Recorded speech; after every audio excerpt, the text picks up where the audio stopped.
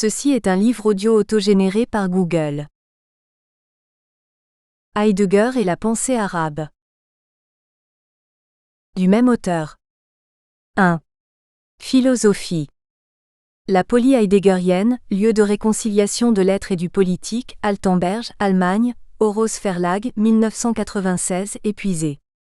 Frédéric Gentz, de la paix perpétuelle, 6 horreurs de philosophie du droit, Centre de philosophie du droit, Paris, Vrin, 1997. Philosophie et religion. Études sur l'athéisme contemporain, Beyrouth, Dar al-Hadi, 2003. Herméneutique philosophique. Histoire occidentale des théories de l'interprétation, Beyrouth, Librairie orientale, 2004.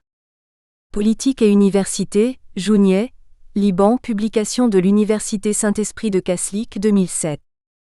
Heidegger et la pensée arabe, Paris L'Harmattan, 2011. Une pensée arabe humaniste contemporaine. Paul Coury et les promesses de l'incomplétude humaine, en préparation. 2. Sciences des religions. Christianisme et islam. Étude comparée des concepts fondamentaux, Jounieh, Liban, édition Saint-Paul, 1997. Dialogue islamo-chrétien. Contribution à la réciprocité interculturelle, Jounieh, Liban, édition Saint-Paul, 1997. Les fondements de la pensée chrétienne, Jounieh, Liban, édition Saint-Paul, en collaboration avec Adèle Théodore Coury, T. I 2000 T. 2 2002. Le christianisme à l'aube du troisième millénaire. L'essence du christianisme et ses paradoxes, en collaboration avec Cyril Boustreau, Jounieh, Liban, édition Saint-Paul, 2001. Fondement du dialogue islamo-chrétien, Beyrouth, publication de l'Université Saint-Joseph, Librairie orientale, 2003. L'épreuve de la foi. Relecture critique de la pensée chrétienne, Beyrouth, Librairie orientale, 2005. La pensée arabe chrétienne. Requête d'une réforme d'actualisation, Beyrouth, Dar al-Taliya, 2007. Religion et politique. La pensée politique chrétienne dans sa structure théorique et sa réalité libanaise, Beyrouth, édition en Nahar, 2008. La lumière et les lanternes. Le pluralisme religieux à l'épreuve du questionnement, Balaman Tripoli, Liban, publication de l'Université de Balaman, 2008. Le Fils et le vicaire. Pour une anthropologie islamo-chrétienne comparée, Jounieh, Liban, édition Saint-Paul, 2010. Avant-propos, interroger Heidegger en arabe. Martin Heidegger, 1889 à 1976, n'a jamais suscité dans le monde arabe un engouement intellectuel. Il n'a jamais non plus exercé une quelconque séduction idéologique. D'aucuns en imputent la raison aux exigences critiques et hétérodoxes de sa requête philosophique. La complexité et la radicalité de sa pensée firent de lui un auteur difficile à cerner dans les limites du pensable arabe actuel. En outre, son éloge de la germanité, conjugué à sa préférence accentuée pour la pensée grecque, surtout dans son versant présocratique, ne pouvait que compromettre son éventuelle influence au sein de l'univers arabe, même à titre posthume. Dans sa relecture de l'héritage post-socratique, il ne devra point s'interdire d'identifier la pensée arabe, surtout à l'heure de sa gloire médiévale, au règne de la métaphysique occidentale. Laquelle métaphysique occulte la vérité de l'être, entendue dans le registre du dernier Heidegger comme une dynamique destinale de dévoilement et de voilement des choses. Dans cette brève étude, j'entends montrer que la pensée arabe actuelle, abstraction faite de ses multiples tensions internes, a tout intérêt à reconsidérer l'apport positif de l'entreprise heideggerienne. L'ouverture doit cependant s'effectuer sous forme de questionnement 1. Car il ne s'agit nullement de laisser Heidegger indiquer au monde arabe la voie de son salut, mais plutôt de permettre à la pensée arabe de repérer elle-même dans la pensée de l'être un éventuel potentiel d'inspiration susceptible de rejoindre l'épreuve de la culture arabe dans le creux de sa propre quête historique. Ici toutefois, une remarque préalable s'impose. Comme toute pensée humaine, celle de Heidegger n'est pas à l'abri des excès et des imperfections. Prétendre la considérer comme une source éventuelle d'inspiration de la pensée arabe actuelle ne signifiera donc pas que l'on doit faire taire toutes les critiques qui lui ont été adressées. Sans chercher à discréditer les écrits de ce grand penseur original, une telle affirmation est bien faite pour prémunir le lecteur de toute forme d'éloge légendaire. Heidegger peut être lu sans être pour autant adulé d'eux. Même dans une entreprise d'échange et de réciprocité où l'on s'efforce de repérer l'influence salutaire d'une telle pensée, la vigilance reste de mise. Aussi ne devra-t-on pas s'étonner que la présente recherche fasse cohabiter les deux moments fondamentaux de toute lecture philosophique, à savoir l'évaluation positive et la remise en question critique. Alors que la première partie semble représenter le volet positif dans la mesure où elle convie la pensée arabe à considérer sérieusement la contribution heideggerienne, la seconde s'inscrit à dessein dans un registre de critique visant à confronter cette contribution aux requêtes d'une pensée humaine réellement concrète et éthiquement responsable.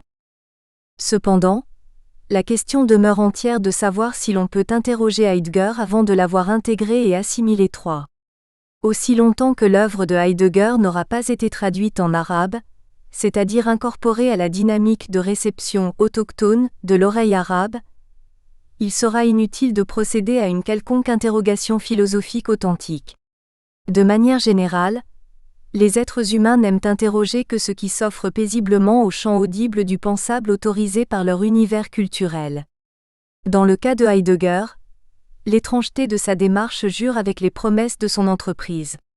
Un tel dépaysement philosophique ne pourra qu'effrayer la raison arabe si profondément enracinée dans le sol natal de son islamité. Toutefois, quel que soit le jugement qu'on puisse porter sur ce projet d'interrogation, on est autorisé à penser que l'intégration de la pensée heideggerienne dans l'univers de la culture arabe actuelle se laisse justifier dans la condition d'ouverture multipolaire et polymorphe des sociétés arabes contemporaines. Au lieu de vouloir engranger, sans discernement aucun, le plus grand nombre de savoirs techniques et de recettes philosophiques, la pensée arabe se doit de mieux orienter ses investigations. Une clairière, comme celle ouverte par l'audace de la question ontologique, pourra offrir à la raison philosophique arabe un lieu de conversion et de métamorphose. Lieu qui, selon toute vraisemblance, la confrontera à sa propre vérité. Grâce à l'impulsion fournie par l'interrogation heideggerienne, la raison arabe saura redéfinir son statut et opter pour une nouvelle perception de son rôle. Grâce à Heidegger, l'on apprend que la raison n'est pas un simple outil cognitif qui régit par sa référence matricielle toute la réalité mesurée. L'on apprend aussi qu'elle n'est pas non plus un dépôt de contenu préétabli qui détermine la substance de la réalité. Avec Heidegger, l'on découvre que la raison n'est autre que la pensée qui s'offre comme le lieu de déploiement de la dynamique historique de l'existence. Laquelle dynamique est l'avènement incessant et imprévisible de la vérité de l'être, dans les différents champs de son authenticité temporelle et relationnelle.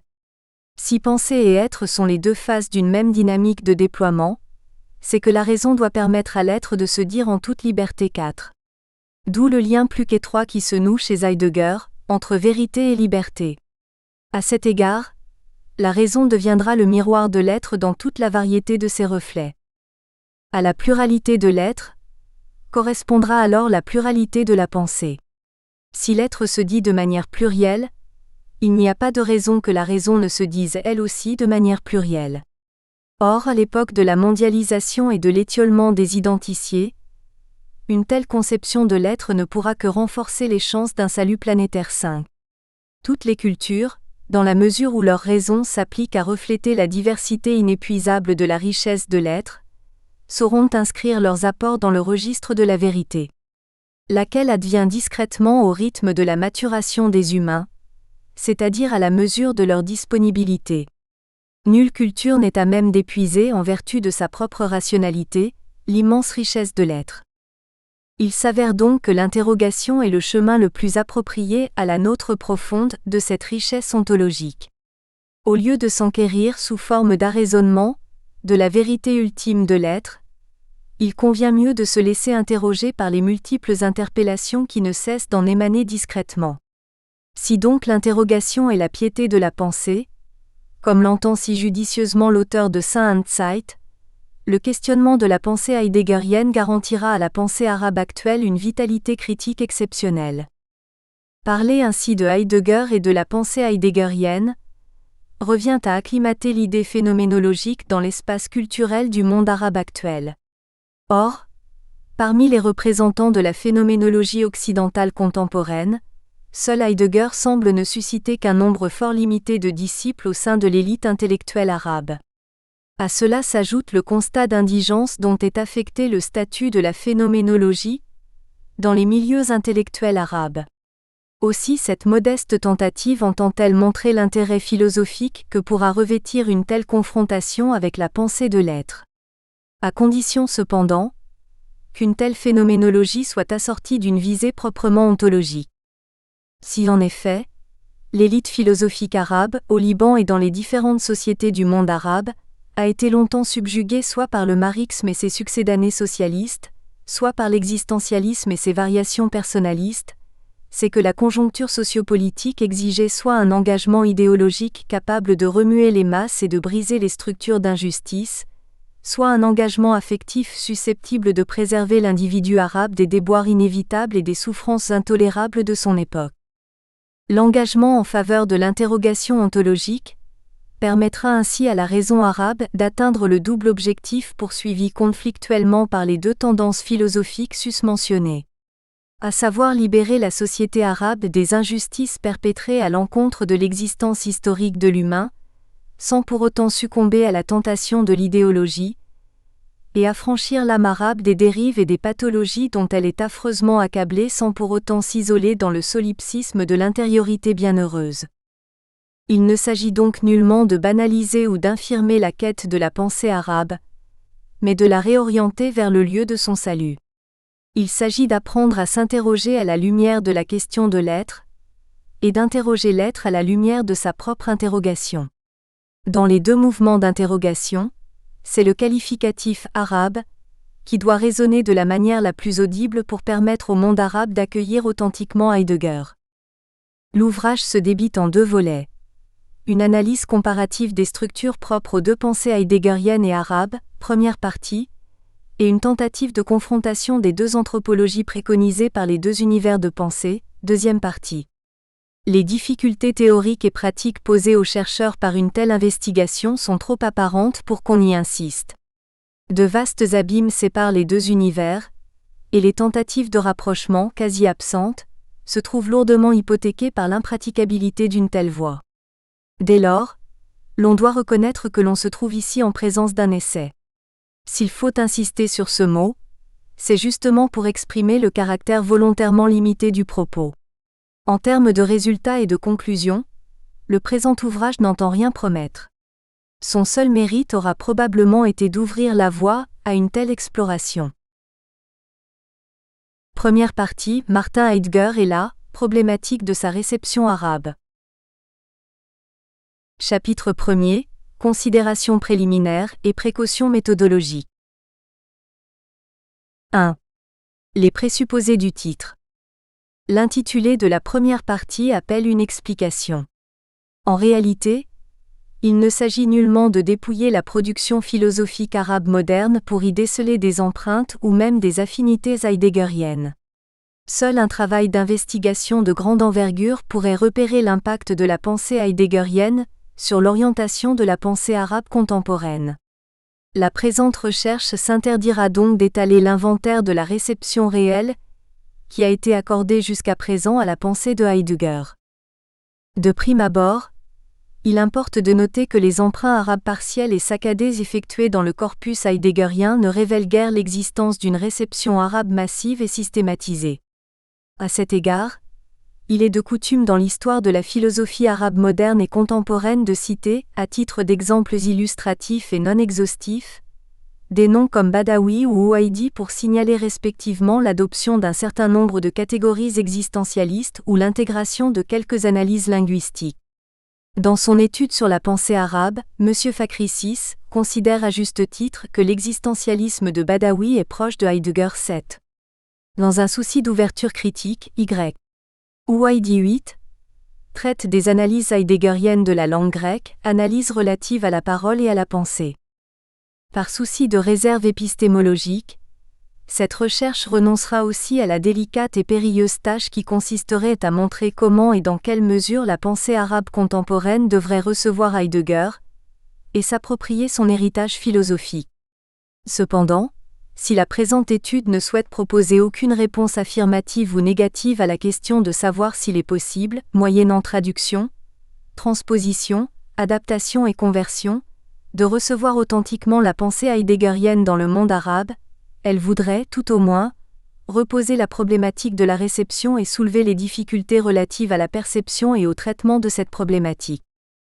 En déployant les affinités et les divergences qui peuvent se dégager dans le champ commun d'un rapprochement théorique, cette même étude pourrait dès lors, sans se départir de sa réserve initiale, suggérer quelques possibilités thématiques de réception dans le cadre d'un projet philosophique de restauration, de fécondation et de rénovation de la pensée arabe. 2. L'unité de la pensée.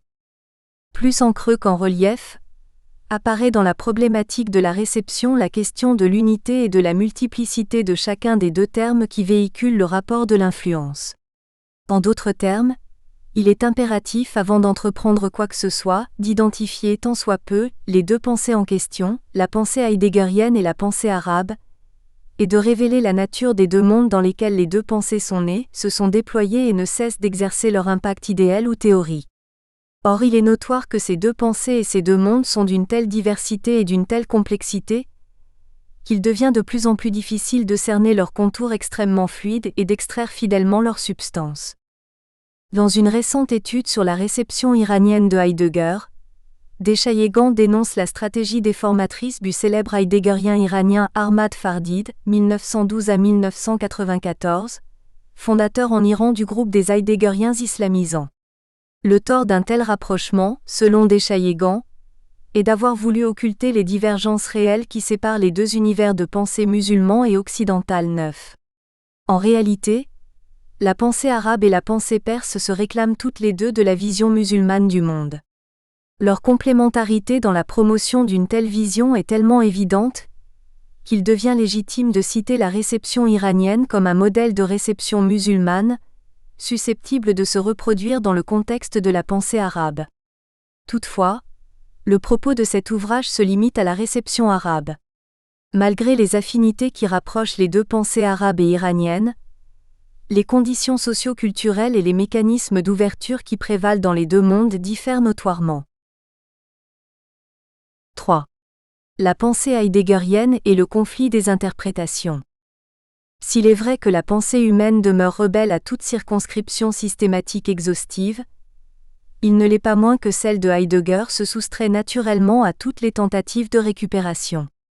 Il est donc impensable de l'enserrer dans quelques formules ou notions, et ce, en raison de son caractère énigmatique et mouvant et des vastes domaines auxquels elle laisse le déploiement de l'être s'élargir et s'appliquer. Déploiement dont elle fait simultanément le souci majeur et le moteur invisible. À cela s'ajoute la diversité quasi incontournable des interprétations et des commentaires qui, le plus souvent, se transforment en des entreprises de récupération.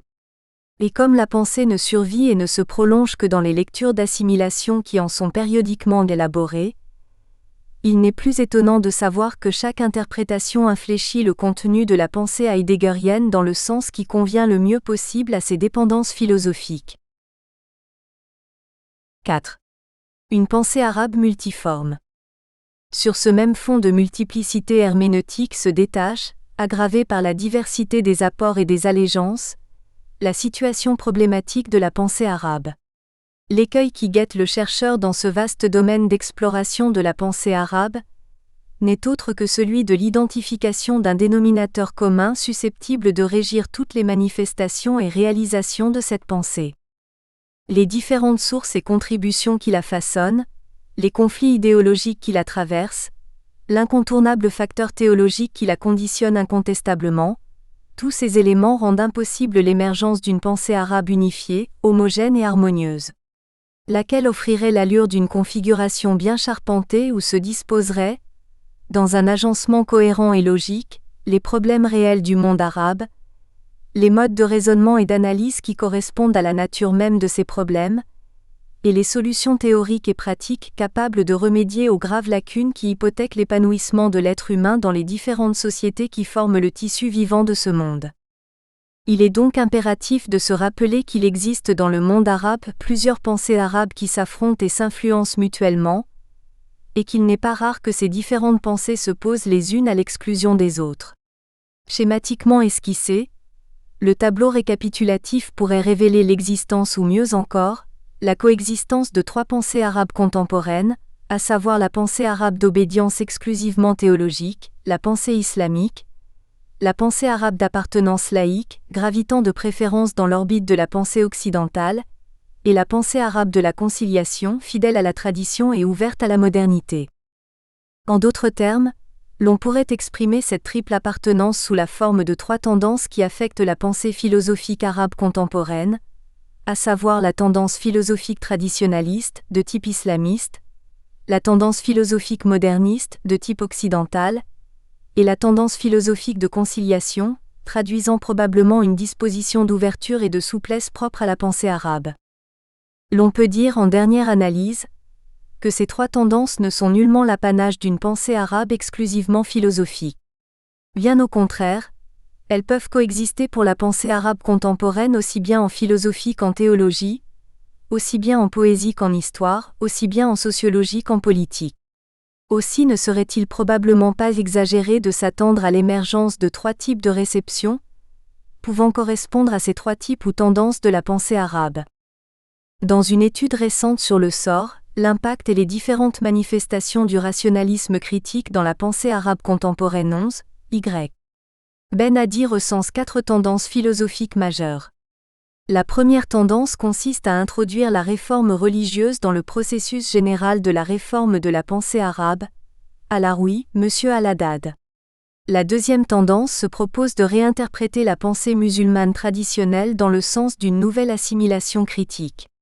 Se revendiquant de différents horizons d'appartenance philosophique, les représentants de cette deuxième tendance, M. Abed Ejabiri, Aoumlil, M. Lababi, Jidin al-Zalawi, AIL à accent circonflexe H. Balkazi, entendent critiquer les blocages qui empêchent la tradition musulmane de rallier la rationalité moderne. La troisième tendance, d'extension réduite, vise à explorer le champ de la logique moderne en vue de l'appliquer au processus de systématisation analytique de la raison arabe, AY al-Marzouki T. Abderrahman. La dernière tendance, quant à elle, s'oriente à dessein vers les acquis de l'herméneutique contemporaine et cherche à investir le texte religieux arabe par l'intermédiaire de la nouvelle conceptualité introduite par cette discipline, N. Ahmed Abou Zaïd. Il va sans dire que l'influence de la pensée heideggerienne n'est pas entièrement absente dans cet effort de relecture fourni par la pensée arabe contemporaine. Le retour à la tradition et la réflexion herméneutique peuvent en effet être considérés comme les deux lieux privilégiés d'un éventuel impact indirect. Il n'en demeure pas moins que la physionomie de cette pensée est tellement hétéroclite qu'il serait hasardeux de la fixer dans une monture unique. 5. La diversité contextuelle. Outre la variété hétéroclite inhérente à chacune de ces deux pensées, se greffe sur la problématique de la réception la question du monde et du contexte dans lesquels se forme et se déploie, et la pensée heideggerienne et la pensée arabe 12. Il est inutile de signaler l'importance décisive d'une analyse détaillée, qui consiste à relever toute la disparité contextuelle qui marque et façonne ces deux pensées. En effet, le monde occidental moderne et postmoderne dans le sol duquel s'enracine la pensée de Heidegger, ne ressemble que très peu au monde arabe actuel au sein duquel s'exerce une pensée soucieuse de la réforme de l'homme et de la société. C'est dire que les problèmes de la pensée occidentale et du monde occidental qui ont déterminé l'élaboration de la pensée heideggerienne diffèrent substantiellement des problèmes qui affectent la pensée et le monde arabe, et qui régissent la conception et la construction de la pensée arabe contemporaine. D'un côté une modernité à outrance, de l'autre une modernité en souffrance. Là où l'excès de modernité provoque une réaction de nostalgie et de retour aux sources, la pénurie et la stagnation ne font que radicaliser les volontés d'affranchissement et de réforme. 6. Les disparités terminologiques. D'autre part, et il est urgent de le signaler, ces difficultés épistémologiques qui aggravent la problématique de la réception se laissent amplifier par l'adjonction d'ambiguïtés sémantiques relatives à l'univers conceptuel et terminologique de la pensée heideggerienne et de la pensée arabe. Si par conséquent, les mots ne véhiculent pas la même signification, c'est que l'épreuve de la réalité humaine et sociale se vit autrement. Car l'appropriation de la tradition, la dynamique de l'histoire et l'évolution des rapports sociaux marquent différemment la perception individuelle et collective du réel, et engendrent inévitablement une vision du monde particulière et autonome. 13. 7. Ouverture et possibilité d'adaptation. Dans le sillage de ces remarques préliminaires, cet exposé ne peut pas faire l'économie d'une interrogation de fond portant sur la capacité intrinsèque de la pensée heideggerienne à s'ouvrir validement et à s'appliquer pertinemment aux différentes civilisations non européennes ou non occidentales. 14. Si cette pensée ne nourrit pas en elle-même des intentions d'universalité, c'est qu'elle s'entend comme une quête du sens de l'être propre à l'espace restreint de l'expérience européenne de l'existence humaine, expérience initialement déterminée, selon Heidegger, par l'épreuve grecque présocratique. D'où la nécessité d'un discernement de lucidité quant à l'identification de la nature et de l'ampleur de la réception que la pensée arabe pourrait réserver à Heidegger dans l'espace restreint de sa propre expérience. Il s'agit ultimement de savoir si, interpellée par l'apport heideggerien, la pensée arabe doit se contenter d'opérer des emprunts partiels relatifs au mouvement et à la forme même de la pensée, ou bien si elle peut se permettre de s'approprier des contenus substantiels en état d'achèvement ou de clôture. 8. Une réception arabe tâtonnante. Contrairement aux grandes figures de la pensée occidentale, Heidegger, malgré l'ampleur incontestable de sa pensée, reste relativement méconnu dans le monde arabe. Si l'on doit exclure toute tentation de jérémiade ou de méditation pessimiste sur le sort de la pensée philosophique dans les pays arabes, les raisons de cette ignorance sont multiples. La pauvreté des traductions. 15, l'originalité presque inaccessible de la terminologie heideggerienne, l'excessive abstraction conceptuelle dans les raisonnements et les analyses, l'étrangeté de la cause ou de la visée principale de l'entreprise heideggerienne par rapport aux autres systèmes philosophiques. En ce qui concerne l'effort de traduction, une préférence d'option commande les initiatives des traducteurs. Lequel privilégie les thèmes heideggeriens qui se rapportent en premier lieu à l'art 16, à la poésie 17, à la langue 18 et à la politique 19. Autant de lieux qui intéressent directement le lecteur arabe. Tout récemment, une traduction de l'œuvre majeure de Heidegger vient d'être achevée et livrée à la publication 20.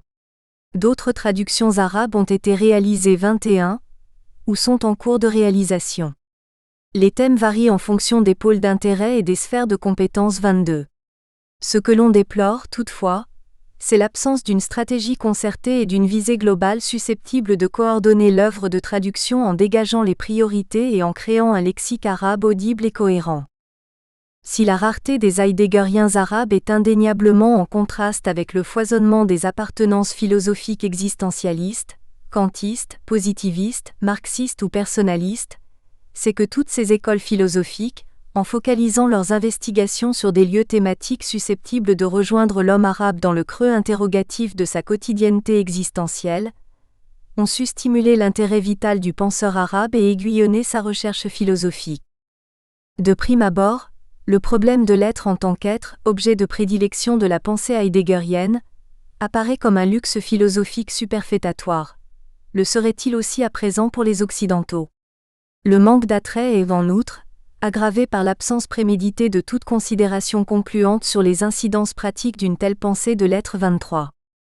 L'on peut aussi conjecturer, sans risque d'erreur, que la pensée heideggerienne a rebuté le lecteur arabe par les aspérités de ses approches notionnelles et les subtilités de ses techniques d'enfantement conceptuel, quand bien même elle demeure capable de le séduire par la profondeur de ses vues et la radicalité de ses analyses.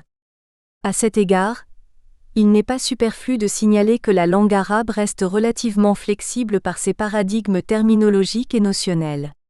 Une réception fructueuse impliquerait donc un effort soutenu d'innovation et d'adaptation. 24. Loin de vouloir identifier et présenter tous les représentants de l'école heideggerienne arabe, il s'agit tout simplement d'évoquer brièvement quelques noms de renommée académique dans le monde arabe. Une première remarque concerne la répartition géographique. Les pays du Maghreb, Maroc, Algérie, Tunisie, offrent une meilleure perméabilité à une telle pensée engagée dans la remise en question de l'héritage métaphysique occidental. Leur rapport direct à la culture française devait en favoriser l'élan. Quant au pays du Mashrek, seuls le Liban et l'Égypte connurent une mince vague d'adhésion. Une seconde remarque touche les compétences linguistiques. Les heideggeriens du Maghreb font preuve d'une réelle assimilation de l'apport heideggerien et du langage philosophique heideggerien, mais leur expression arabe ne se montre pas à la hauteur de la tâche assumée.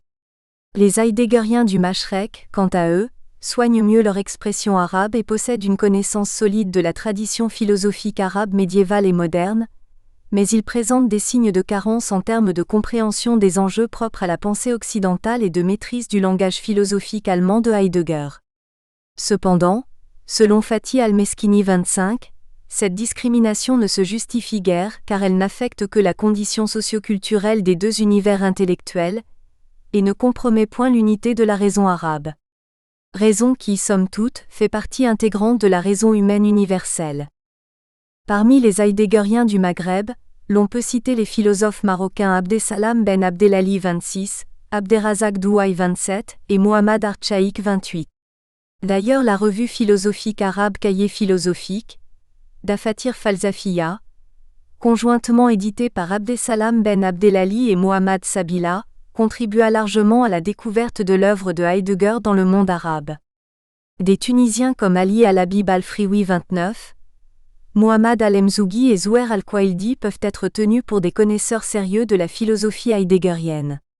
L'on peut citer également l'Algérien Ibrahim Armat 30, qui s'intéresse à la problématique de l'être et du langage chez Heidegger, et l'Algérien Aboulid Dudou qui s'occupe de la perception heideggerienne de l'art et s'adonne à la traduction des écrits qui rejoignent sa propre visée philosophique.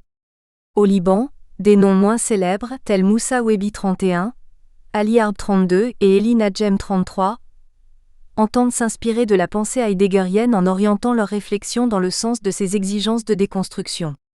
En Égypte, la figure de Badawi domina la scène philosophique pendant longtemps.